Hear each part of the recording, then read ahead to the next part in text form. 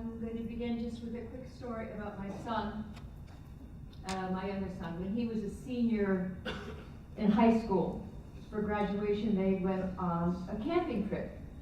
And a traveling creative writer instructor visited the camp, and she gave him an unusual writing assignment. The kids were told, it was dusk, and they were told to walk out a little distance into the desert and just to sit down, and she provided them with a candle, matches, pencil, and a little notebook. And the instruction was just discover yourselves, just write about your impressions.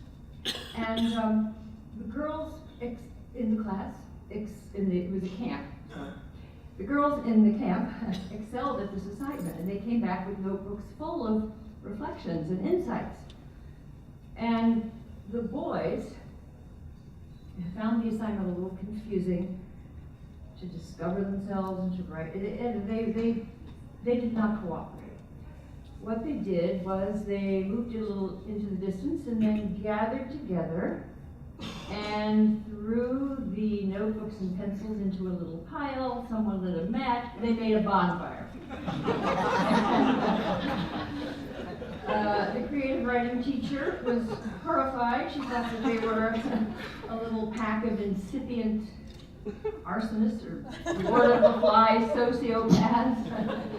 And when my son told me this, I said, that was so mean, you know, what were you doing? And I don't think you would have done this in school. It sort of did that. But anyway, taken as a group, boys are somewhat different from girls. There are many exceptions, but as a rule, boys tend to be more inclined to break rules. They are noisier, they're harder to manage, and these differences show up in school. And increasingly, our schools are not tolerant of conventional male rambunctiousness. Hardly a month goes by without a press story about some hapless little kid. Almost always a boy, occasionally it's a girl, but it's usually a boy who is suspended for the crime of it. For example, there was Josh Welch, age 7, in my state of Maryland, who was suspended from school because he nibbled the corners of a strawberry Pop-Tart into the shape of a gun. And there was just, you're constantly hearing of little boys running afoul of these zero tolerance policies. In many schools, there are rules against running and jumping and competitive games. They've cut back on recess. And you see this, it's almost as if no one is paying attention to the disparate impact these trends in our schools have on boys. To give you a very specific example, there was a child named Justin. Peg Tyre wrote a book about the troubles of boys, and she tells the story of a little boy named Justin in Southern California. He was well behaved, there was no problem. But his teacher was very alarmed one day by the story that he wrote. He had written a story about pirates and illustrated it with sword fights and decapitated heads. The teacher was alarmed. She called his parents for a conference. She was concerned about Justin's values. The father was astonished, not because of the little boy's drawing, Justin's drawing, but because he couldn't understand. His son was interested in pirates and he loved Star Wars and superhero play, and he didn't understand why this was causing trouble. And he asked a very good question. He asked, how can my son learn from someone who has so little sympathy with his imagination? Now, I worry that our society, in general, and our schools are sort of losing sympathy and understanding for youthful masculinity. We are becoming too quick to pathologize the behavior of healthy, ordinary male children. Now, no one denies that boys' aggressive tendencies have to be mitigated and channeled to constructive ends. Boys need and crave discipline, respect, moral guidance. They need love and tolerant understanding. But being a boy is not a social disease. And in many classrooms, increasingly, we see intolerance. The psychologist, Michael Thompson, has said that in classrooms today, the gold standard is girls, and boys are treated as if they're defective girls. Now, I will want to mention that there is something known as hypermasculinity or pathological masculinity. There are bullies and worse, young men who establish their male bona fides through destruction, mayhem, preying on weak and vulnerable people. But they're very much the exception. Most boys evince a healthy masculinity. They might enjoy the mayhem of games and sports, but in life they like to build, not destroy. Their instinct is not to exploit vulnerable people, but to protect and defend them. Now, of course, all boys need guidance and discipline on how to become effective, honorable men. They have to be civilized. I think it was, it's sometimes attributed to the social theorist Hannah Arendt, who said that every year civilization is invaded by barbarians, tiny barbarians. They're called children. We have to civilize these children, particularly young males. Young males who are insufficiently socialized have very unpleasant ways of getting themselves noticed. And history teaches us masculinity constrained by morality is powerful, constructive. It also teaches us that masculinity without morality is destructive. We have a set of social practices for raising young men. The traditional approach has been through character education, to turn him into of course, parental influence, to turn him into a conscientious young person. But there are ways to do this that respect his masculine nature. It doesn't require shaming him if he's fascinated with pirates or, suspending a 7-year-old for playing cops and robbers. But if you look at our schools, what you find is even the way boys play. The typical play of little boys is called rough and tumble play. This is true cross-culturally, even in other species. You find the males engaged in a lot of rough and tumble play. That's a lot of mock fighting, chasing, screaming, and girls do it too. I was a little girl, I like rough and tumble play. However, girls do a lot of other things as well. There's a lot of imaginative theatrical games, as well as turn-taking games, and that being with your best friend and exchanging confidences. Boys do that a lot less. And rough and tumbling is something they do as much as you allow. And Anthony Pellegrini, who's an expert on playground dynamics at the University of Minnesota, he has pointed out that rough and tumble play is very different from violence. When kids are being violent, unlike rough and tumble play, there's happiness, there's joy, there's friendship. Boys that are good at it are loved by the other boys. In violence, there's often tears, the children part as enemies. It's very different. However, Pellegrini is worried that as a society, we are confusing rough and tumble play with aggression and violence.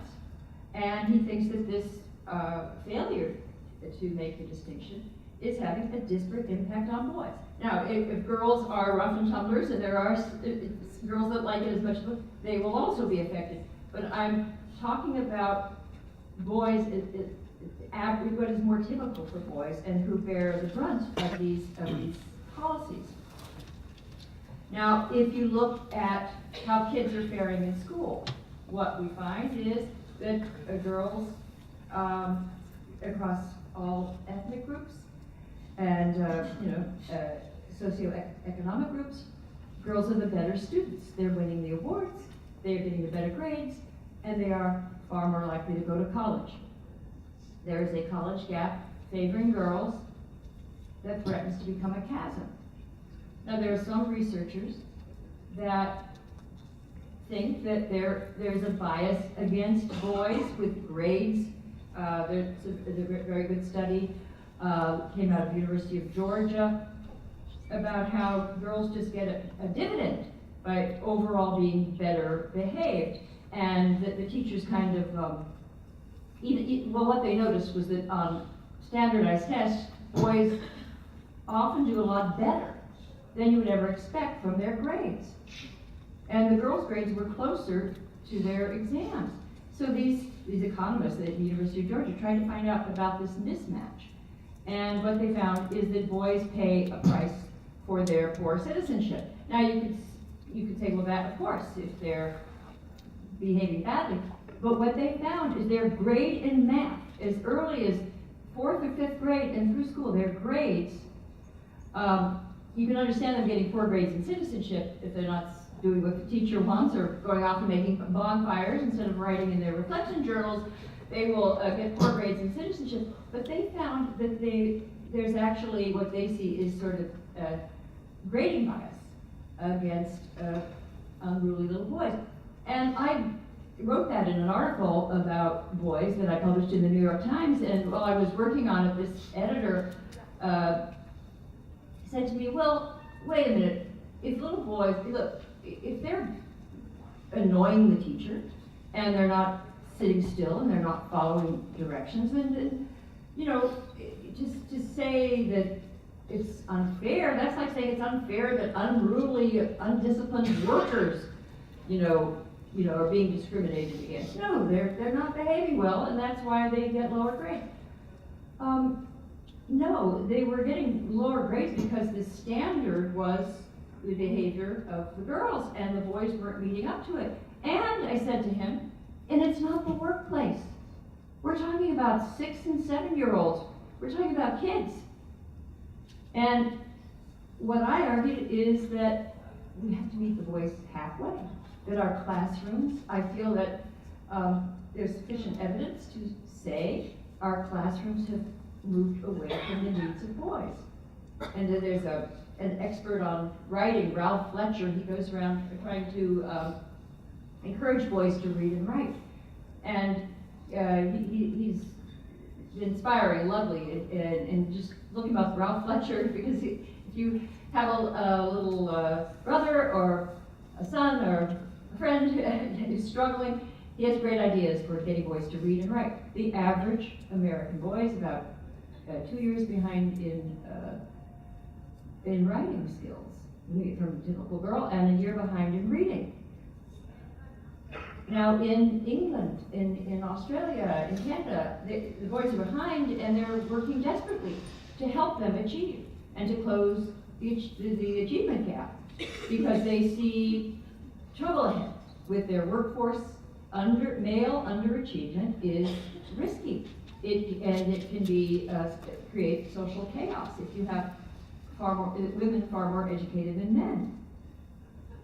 In the United States, we know, people know this to be a problem, but it's very hard to get any traction and to begin to look for ways to help boys and young men.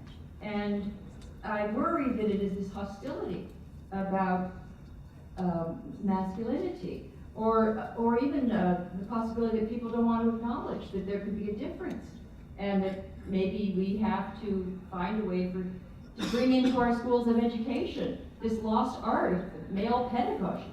It turns out it's more of a challenge, typically, to teach a boy than a girl, and our schools do a better job educating girls. Now, in the colleges, there are schools. I'm not sure about your school. I looked it up and I saw 2 different numbers, so you'll have to tell me what's true. A lot of schools are very worried right now. College admissions officers, a few years back, and they were looking at the numbers, and they became concerned and then alarmed. Because if your school reaches what they call a tipping point, it's 60% female, then the girls don't want to go there anymore. Because many of them would like, you know, they want to have some guys around, maybe, to, if they're going to a co-ed school, they have chosen to be with guys, and apparently they worry about that. Now, I did see your school getting close to the tipping point, according to the U.S. News and World Report, but you're not there yet. There was a dean or administrator at the College of William and Mary, and he was alarmed their school was approaching the tipping point, and he said, you know, we're the College of William and Mary, not Mary and Mary. You know, we're concerned here. Now, what do we do? How do we strengthen boys? How do we get them to be more engaged? Well, I think right now, there are a lot of ideas, and most of them are coming out of England, and I'll tell you about them some now and some later in discussion comes up. But some people are looking at boys, and they're looking at what's happening in the workplace, because we're also finding a growing number of men who are disengaged workers. They're not looking for a job, they're out of work, but they're not looking for a job. They've just kind of dropped out. And Hannah Rosen wrote a very interesting book called The End of Men. And she looked at the data in education. She looked at what was happening in the workplace. And she said, maybe men are just over. You know, and think about it. There are a lot of studies that show cross-culturally that on average, men are, they look at gender differences, and on average you find women are more nurturing and risk-averse and emotionally expressive. Men are more risk-taking, rule-breaking, and emotionally flat. Well, that sounds pejorative, I'll say stoical. And Hannah Rosen says it may be that there was a time where we needed those risk-taking, stoical. If we had to hunt bison, that all came, it was essential, but we're not hunting bison anymore. And it may be that in the new world, there was, Hillary Clinton the other day tweeted out that the future is female. Now I think the future is not female, it's not male, it's human, and there are males and females, there are girls and boys, and before we write men off, at least let's make some efforts in our school to bring them along. And by the way, when Hannah Rosen is lecturing, people sometimes say, what are you talking about? Men are over. You know, men are still, CEOs of Fortune 500s, and they're still in charge. And to which Hannah points out some dramatic changes. Is that there are now more women than men in the workplace for the first time in history. We now have women moving up in management to higher management, and running universities. And people will say, but they're not the CEOs. And Hannah says, look, we've only had 40 years since feminism took off. Give us a few more years. We'll get it. We'll take it all. These are her projections. I think there are some alternatives. First of all, I don't think men are over. What I think is that women are joining men in running the society. Women are joining men as equals, and we're not going in exactly the same places you find in universities, places where women were absent now, or hard to find. Getting PhDs in psychology. The women are by far prevalent to men, prevail over men. The field of veterinary medicine, it was all male. Women, they opened the doors, women went in. You could hardly find a man. Our best veterinary schools were approaching 70-80% female.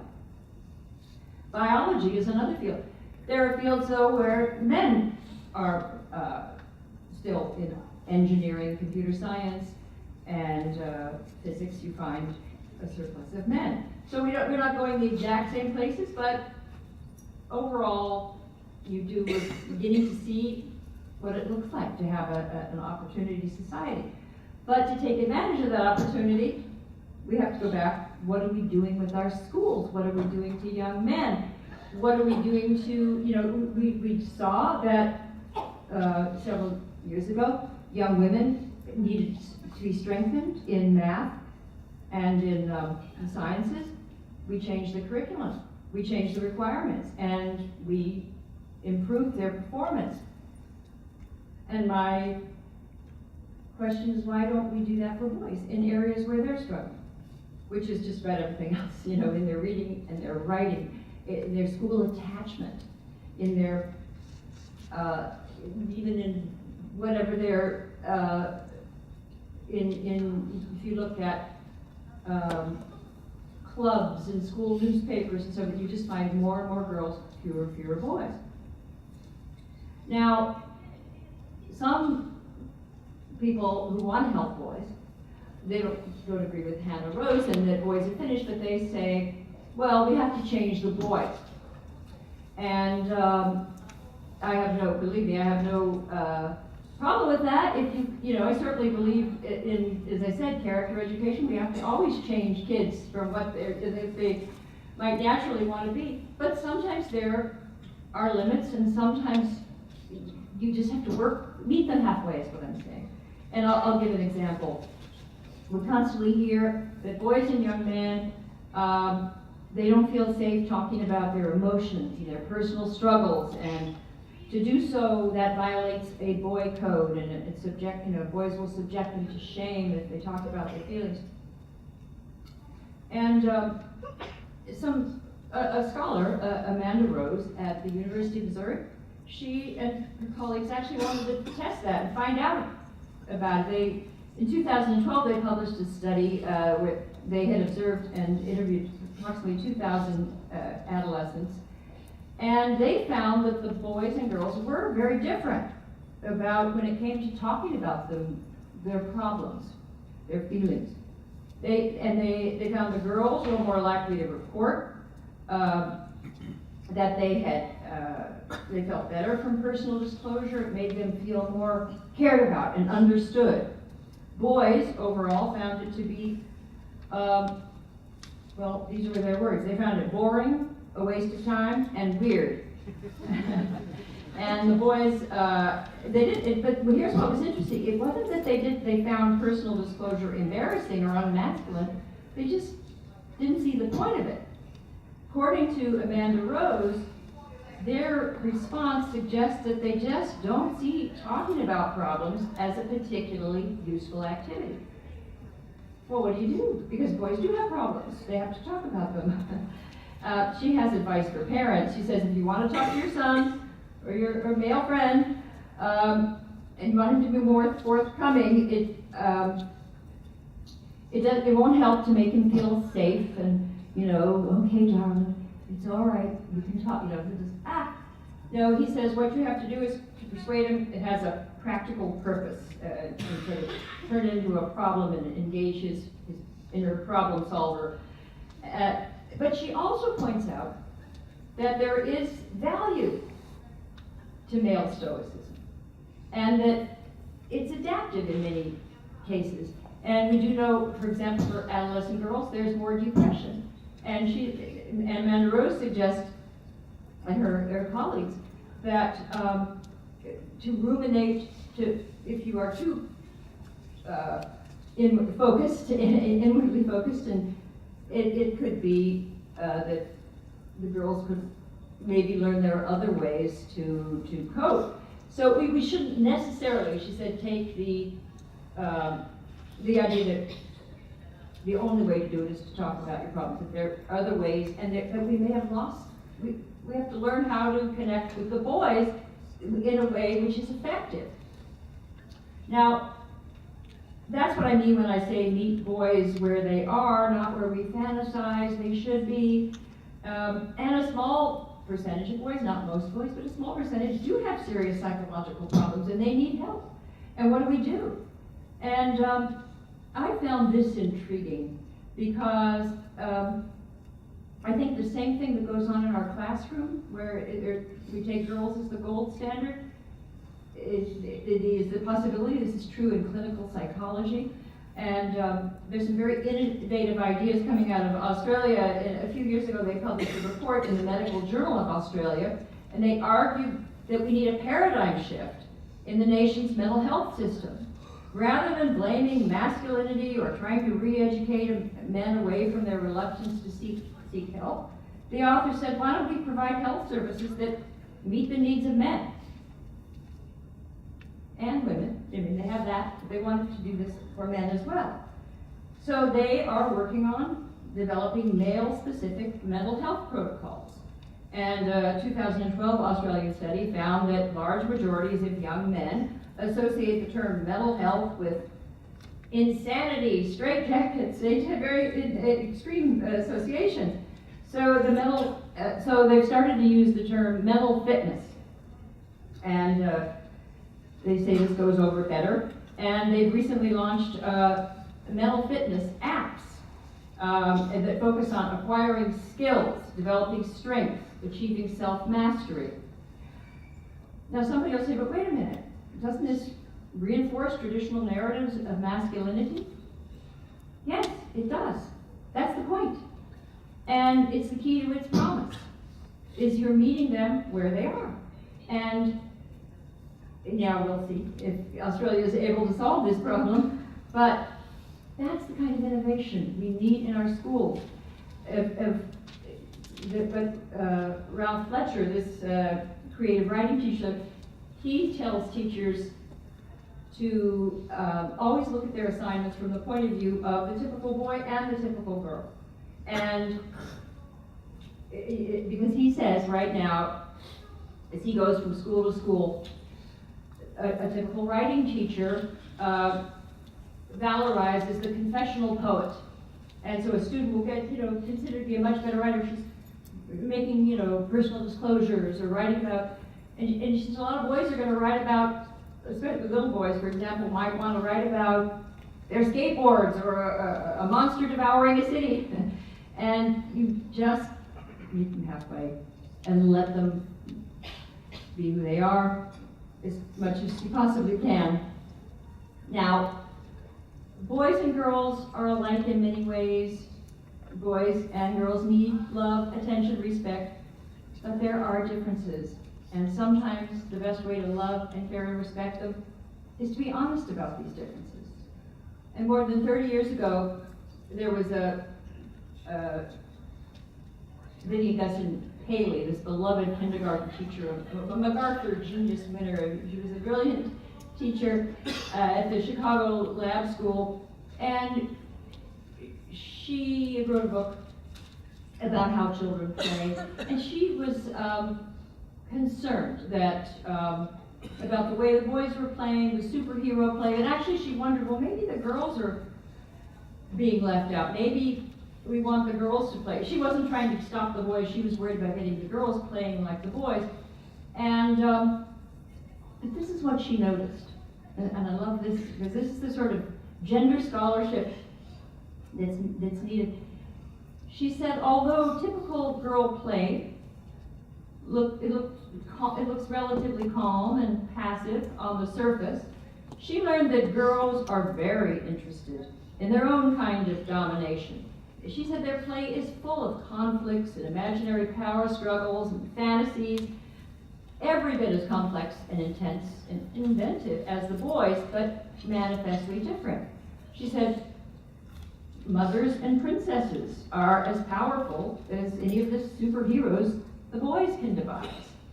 She saw these choices as they weren't foisted on the girls. They were self-imposed, self-enforced, and as she put it, no amount of adult subterfuge or propaganda deflects a 5-year-old's passion for segregation by sex. And she grasped this simple truth that we're losing. That, and as I said before, ignoring genuine difference between boys and girls can be just as misguided as creating differences where none exist. Now people ask me, well, is there really a war against boys? It's more like a war of attrition. Nobody wakes up in the morning and thinks, what horrible thing did I do boys today? But boys and young men have been neglected, misunderstood, too often pathologized. I think we need to reverse these male-averse trends. I became a feminist in the 70s. I did not like female-averse trends. I still do not. I don't like male chauvinism, but the answer isn't female chauvinism or preferring females to males. It's basic fairness. And male underachievement is a serious problem right now. It is everyone's concern. These are our sons. These are the young men with whom our daughters will share a future. If boys are in trouble, so are we all. Thank you.